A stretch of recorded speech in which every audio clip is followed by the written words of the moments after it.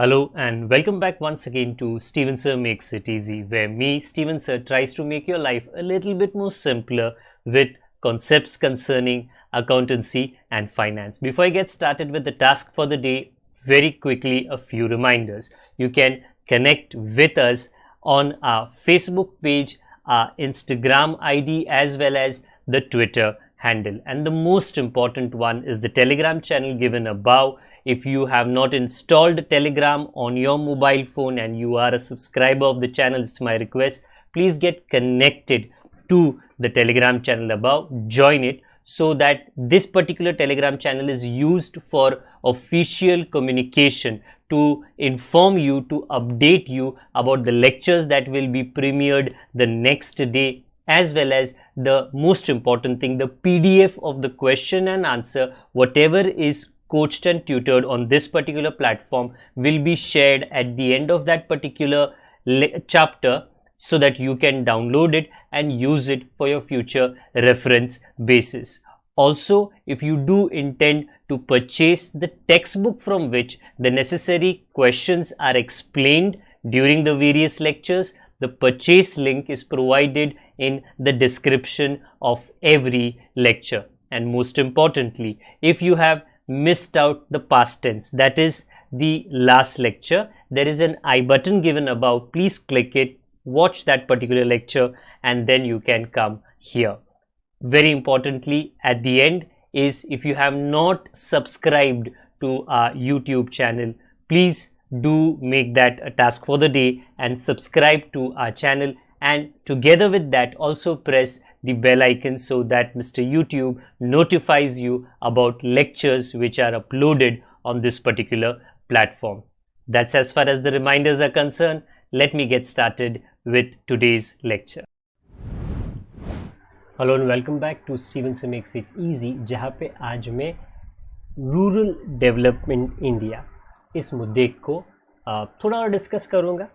पिछली बार हमने significance of rural development कि इतना इम्पोर्टेंट क्यों होता है कि जो हमारे गांव है वहाँ पर विकास आना चाहिए, वहाँ पर प्रगति होनी चाहिए, वहाँ पर फैसिलिटीज़ बेटर होने चाहिए। इसका जो इम्पोर्टेंस है ये पिछले लेक्चर के सिग्निफिकेंस में मैंने ऑलरेडी कवर अप कर लिया है। आज हम ये समझने की कोशिश करते हैं, उसमें एक मुद्दा था अवेलेबिलिटी ऑफ क्रेडिट, कि जब तक ऐसे काफ़ी लोग हैं, और मैं सिर्फ गांव की बात नहीं कर रहा हूँ, गांव में पॉपुलेशन थोड़ी ज़्यादा होती है तो ये मुद्दा वहाँ पे ज़्यादा एप्लीकेबल है, बट काफ़ी ऐसे लोग हैं उन्होंने पढ़ाई लिखाई कर ली है, दिमाग बड़ा तेज़ है, आइडियाज़ उनके पास काफ़ी है, बिज़नेस के आइडियाज़ या खेतीबाड़ी को और बेहतर तरीके से चलाने में, बट क्योंकि पैसे पर आकर गाड़ी अटक जाती है, तो यहाँ पर जो सरकार है या सरकार के जो इंस्टीट्यूशंस हैं ये क्या रोल, क्या किरदार प्ले कर सकते हैं। तो अवेलेबिलिटी ऑफ क्रेडिट, कि जब एक गांव में रहने वाला इंसान जो खेतीबाड़ी कर रहा है या गांव में किसी भी तरीके का काम कर रहा है, ये कर्ज़ा लेता है, तो ये कर्ज़ा किसके लिए लेता है, ये दो अलग अलग फंक्शंस में डिवाइडेड है। ये कर्ज़ा, ये या तो टेन्यूअर मतलब समय के हिसाब से सोचा जा सकता है, या पर्पस कि क्यों लिया गया है। टेन्यूअर में शॉर्ट टर्म का कर्ज़ा, मीडियम टर्म और लॉन्ग टर्म, और पर्पस मतलब क्यों लिया गया है। ये प्रोडक्टिव काम के लिए, कुछ उत्पन्न करने के लिए, या अनप्रोडक्टिव मतलब कोई सोशल ड्यूटी के लिए हो सकता है। तो आज हम ये ध्यान देने की कोशिश करेंगे कि भारत के इसमें जो एग्रीकल्चरल क्रेडिट होता है, ये जो गांव में दिया जाता है, ये एक इंसान क्यों लेता है। पहले हम टेन्यूअर मतलब समय के हिसाब से समझने की कोशिश करेंगे।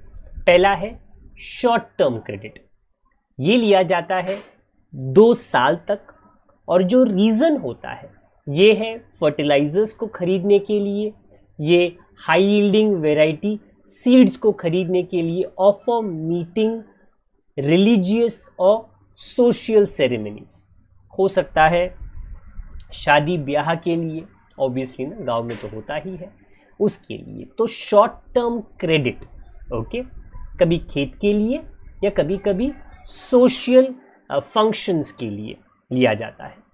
दूसरा आता है मीडियम टर्म क्रेडिट, ये 5 सालों तक के लिए लिया जाता है और ये या तो किसी भी आपकी जो जायदाद है, ज़मीन है, उसमें इम्प्रूवमेंट लाने के लिए, या हो सकता है बैल, गाय, कैटल को खरीदने के लिए, कोई इक्विपमेंट को खरीदने के लिए, कैनाल्स की खुदाई के लिए।